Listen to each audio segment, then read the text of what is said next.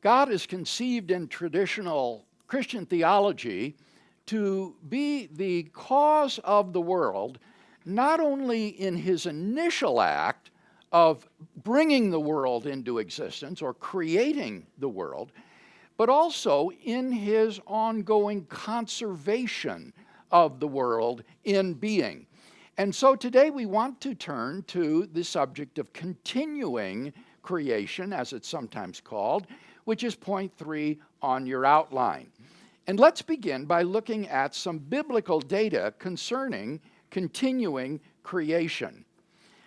While divine conservation is not as well attested biblically as creation, which is distinguished by the consistent use of past tense verbs to indicate an action at the beginning of the universe when God brought the world into being, nevertheless, there are some important New Testament passages that speak of God's conservation of the creation in being. For example, Colossians chapter 1, verses 16 and 17. Colossians chapter 1 and verses 16 and 17.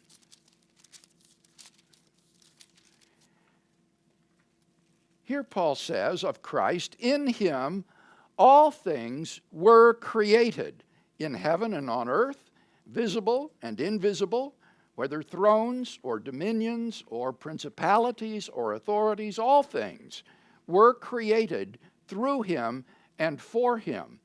He is before all things, and in him all things hold together." Now, notice the contrasting verbs in that sentence between verbs of creation, that all things were created through Christ and for Christ, but then in addition to that, all things hold together in him.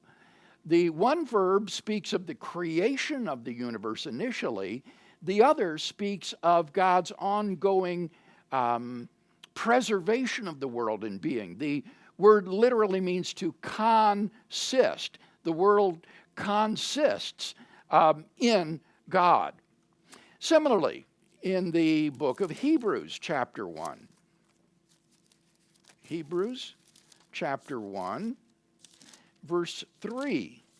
Hebrews 1, 3. Again, speaking of Christ, he reflects the glory of God and bears the very stamp of his nature, upholding the universe by his word of power.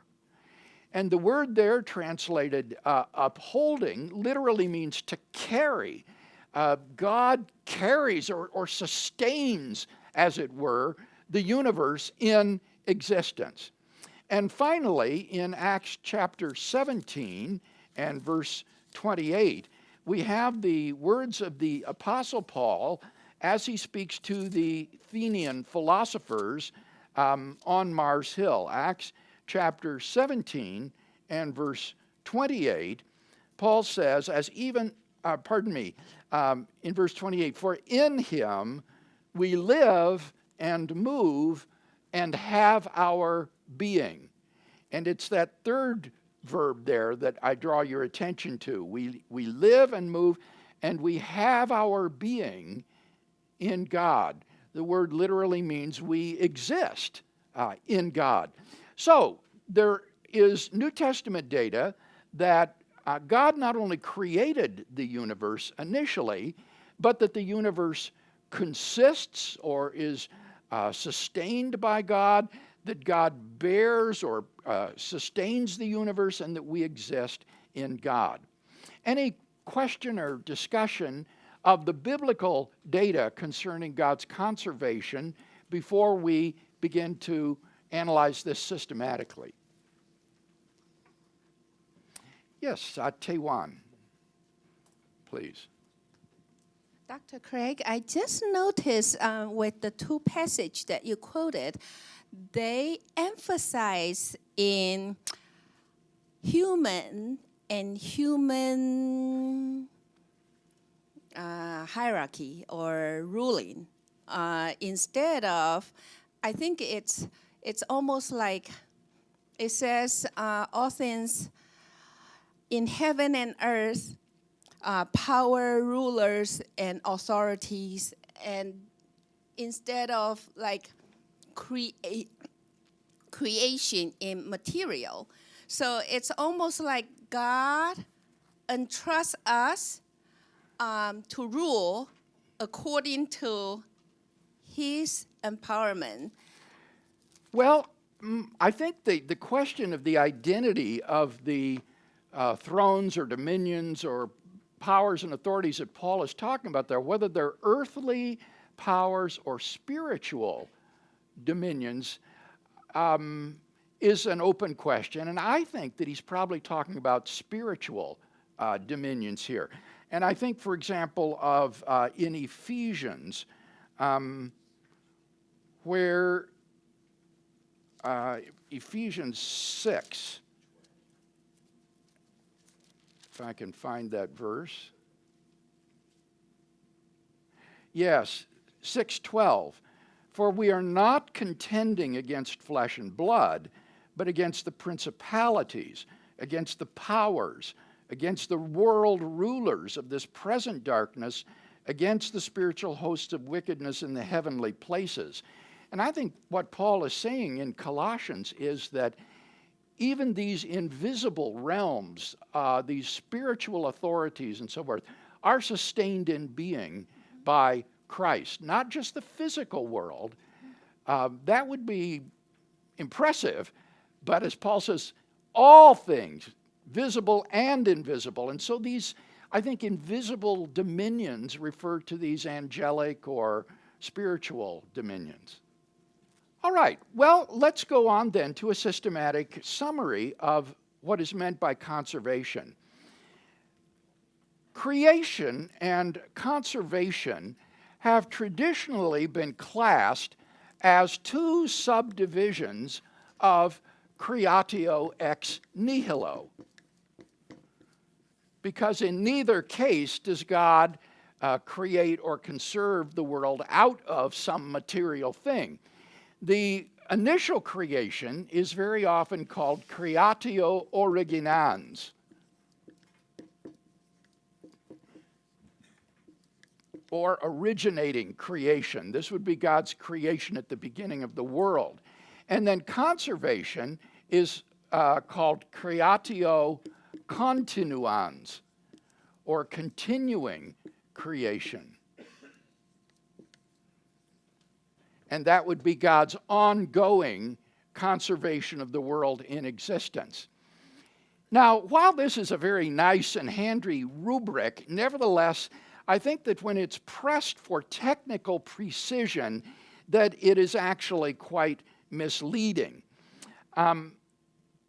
As we've seen, when we say that something is created, we are talking about the first time at which a thing comes into existence. And so the doctrine of creation implies that things begin to exist at the time that they are created. But then if you think of conservation as a kind of continuing creation, what that would imply is that at every successive moment, God creates a new individual at that moment, the first time at which it exists, in the place of the thing that existed at the previous time. And thereby you are landed in the crazy doctrine called occasionalism.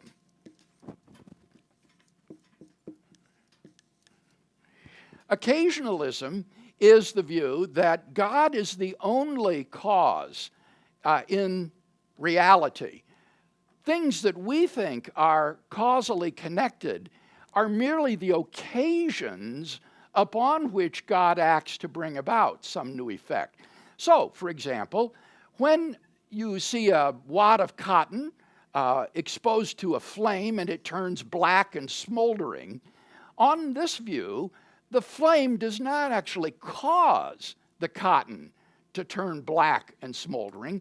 Rather, the proximity of the flame to the cotton is merely the occasion upon which God makes the cotton black and smoldering, so that there really are no secondary causes in the world. God is the only cause there is, and he simply acts on certain occasions to bring about different effects. Now, what occasionalism implies is that nobody persists through time. You never persist from one moment to another. Rather, you are, or there is a new creation at every successive moment. And therefore, this destroys personal identity and hence personal agency and responsibility. So the costs of construing conservation as a type of creation, I think, are unacceptably high.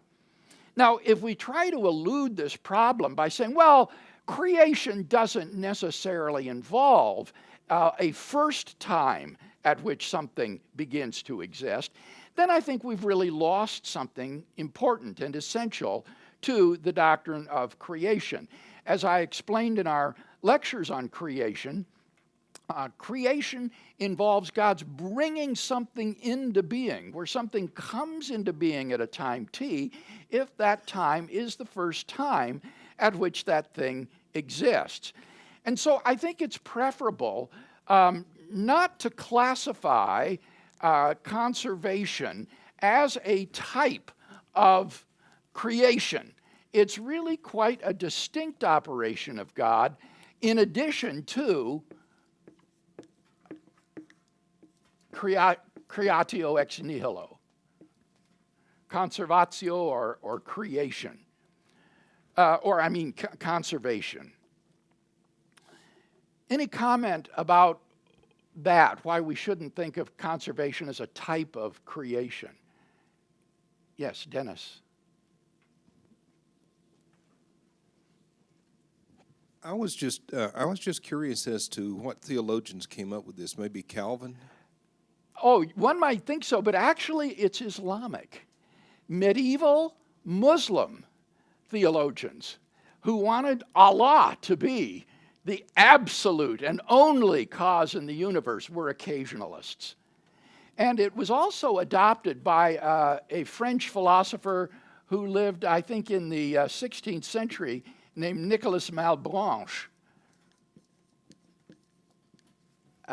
So in Western philosophy, Malebranche would be the primary figure that would be identified with occasionalism. But it was characteristic of medieval Muslim thought because it would exalt Allah as being the only cause of anything that happens. Just when I thought I'd learned everything I could learn from you. Oh, thank you, Dennis. Yes, Ben. I was curious if this is this the indirect opposition to like the watchmaker where God creates the world and then he just steps back and lets it run by itself, and then technically under that you don't need God anymore. He just needs to start things and then it'll run on its own. And whereas this is basically saying if God stepped away from his creation or he ceased to exist, then so would everything he created. Yes, I think it is the exact opposite of what you've just described, which is deism.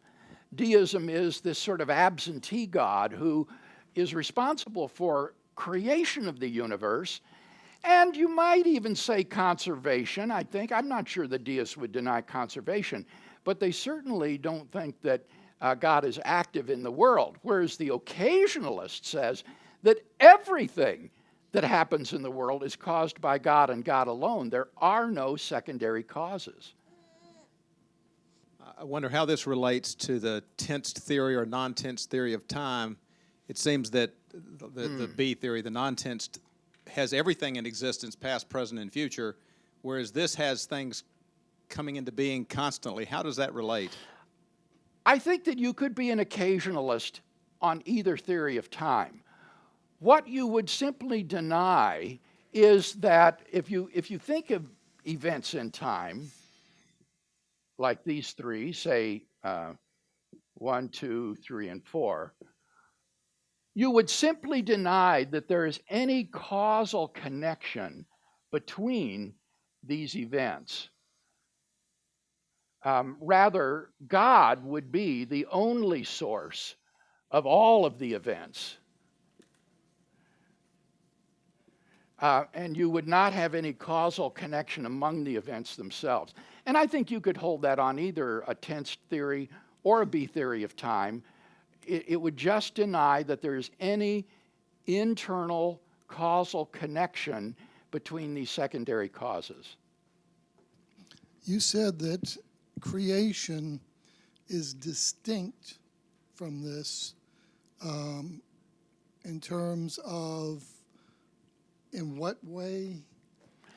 That creation, I think, involves something's coming to being at the first time of its existence, whereas conservation doesn't imply that there is a first time at which the thing exists. God could conserve something in being without a beginning or an end.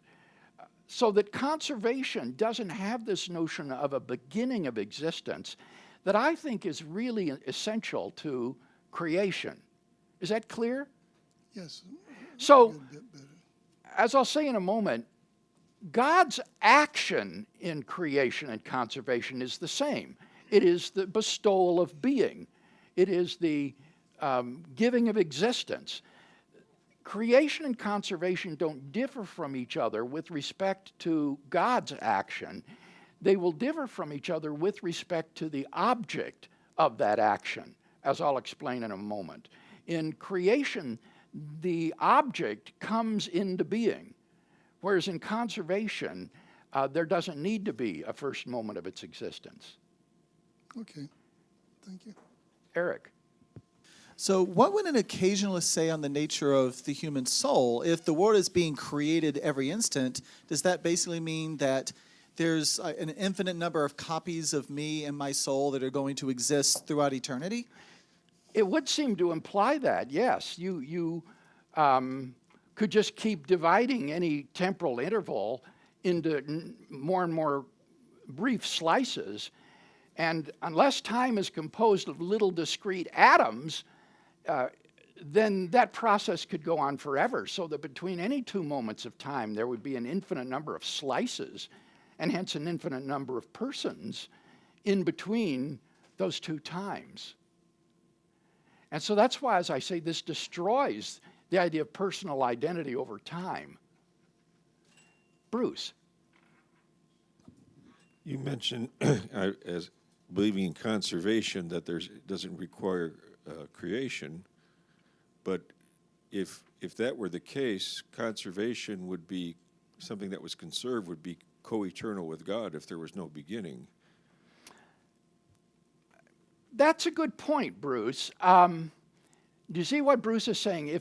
If God only conserves the universe in being and never creates it, then that would imply that the universe is co-eternal with God, in the sense that God never exists alone. Because if it did have a beginning, then there would be a moment at which it is created. And so a good many theologians who are very reluctant to say anything that might intersect with empirical science, lest theology be falsified, only affirm a doctrine of conservation of the world in being. I would say among your non-evangelical theologians, the doctrine of creation is very, very frequently reduced to conservation, that God sustains the world in being moment by moment. All right. Now, as I say, we can distinguish conservation from creation, not in terms of a difference in God's action or power, which seems to be the same, but rather in terms of the object of his action. For conservation presupposes a subject which God acts upon to cause it to persist from one moment to another. Creation does not presuppose any such object. Rather, in creation, the object is constituted by God's action. It comes into being. It is an absolute beginning of existence for that thing. But in conservation, there is a subject on which God acts to cause it to persevere to the next moment. So conservation should be understood, I think, in terms of God's preserving some entity E from one moment of existence to another. And so we can provide this analysis of divine conservation. God conserves E, where E is any entity that you want to pick, if and only if God acts upon E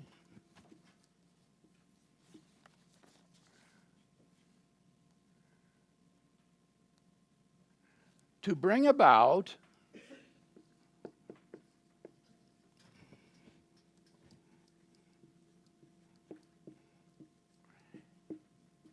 E's existing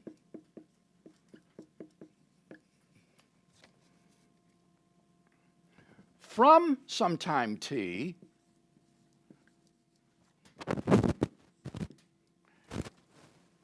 until some other time or some later time, t prime, which is later than t, through every subinterval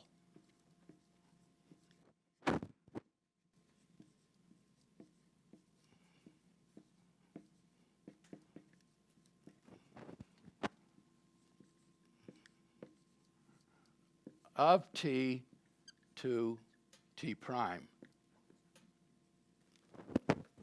Okay, let's go through that definition again. God conserves E if and only if God acts upon E to bring about E's existing from t until some later time t prime through every subinterval in the stretch between t and t prime. So the divine action itself, that is, say, the bestowal of being, the causing of existence, may be the same in both creation and conservation. But in creation, it does not presuppose a prior object, and it may be instantaneous, simply at a time t, whereas in conservation, it does presuppose a prior object, and it occurs over an interval of time. So that would be the difference between creation and conservation. Creation doesn't presuppose the existence of an object, but rather it constitutes that object in being, and it can occur at an instant, t. But in conservation, God acts upon an object to cause it to exist through an interval of time, from one time to the next. Any discussion about this analysis of what conservation involves? I'm just kind of wondering, we seem to be talking about physical entities. What about the soul? When does that begin? And does it ever be, can it be destroyed? Does God allow it to be destroyed? Or is it, you know, we go to heaven or hell? Yeah, this wouldn't be restricted to physical entities, Mike. This would apply to angels or souls or any other kind of spiritual realities that you might want to postulate. God would not only create those things initially, bring them into being, creatio ex nihilo, but then he would sustain them in being from one moment to the next, so that angels will not continue to exist from one moment to another without the upholding, conserving power of God. Along that same lines, I have heard people try to equate God's conservation with physical forces, specifically the strong nuclear force, saying that God is physically holding the protons together within the nucleus. And if he were to withhold that, then everything would cease to exist. Yeah, I think, Kevin, that is a case of the very bad strategy of God of the gaps, where you don't understand what holds the atomic nucleus together despite the repulsion of the protons from one another. And so you say, well, God holds them together. God is the strong nuclear force. I think that that is postulating God just as a plug in some supposed gap in scientific knowledge, and that's a mistake. As I said to Mike, conservation would apply to non-physical entities like angels and demons and things as well. Souls, it's not restricted just to things composed of matter. And not just holding them together, but actually their actual existence as well. Yes, their being. That's a good point, because the other things could still, well, they could fall apart, but the particles would still exist. And here we're talking about sustaining something in being. I just want to make sure I have distilled this to its Right. simplest form for my simple brain. Conservation means God sustains, not creates a thing across intervals of time.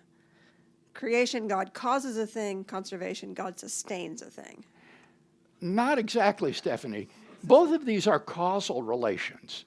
So you can't say in creation God causes something, but in conservation he sustains it. They're both causation. Rather, what you want to say is that in creation God brings it into being at a first time of its existence. He constitutes it in being. And then the difference with conservation would be, as someone else pointed out, it doesn't presuppose a beginning of existence. It could go back forever and at every moment be sustained and held in being by God. Is that clear? As mud. Oh, But that's okay. you don't want to follow up? I will ponder over All time right. and see if I am sustained. Very good. So first question I want to ask is that, do they believe in free will? And Who's they? those people who are claiming those conservation. Okay, now Occasionalists. you're not speaking of the occasionalists then, or are you? Are you talking about the occasionalists? So people who are claiming those ideas, do they believe that there's free will? Okay, again, Minju, I'm not sure whom you mean by those in your question. Let me clarify. Okay. The occasionalists do not believe in free will. Everything is determined by Allah. For the Muslim occasionalists, there is no secondary causes. You don't do anything. You don't bring about anything. Now, for those who believe in the doctrine of conservation, such as I've explicated it here, certainly many do believe in free will. Roman Catholics believe in free will. Now, Calvinists, I think, don't believe in libertarian free will, but it's not because of their doctrine of conservation. It would be because of their doctrine of divine providence. They want to believe that God unilaterally determines everything that happens.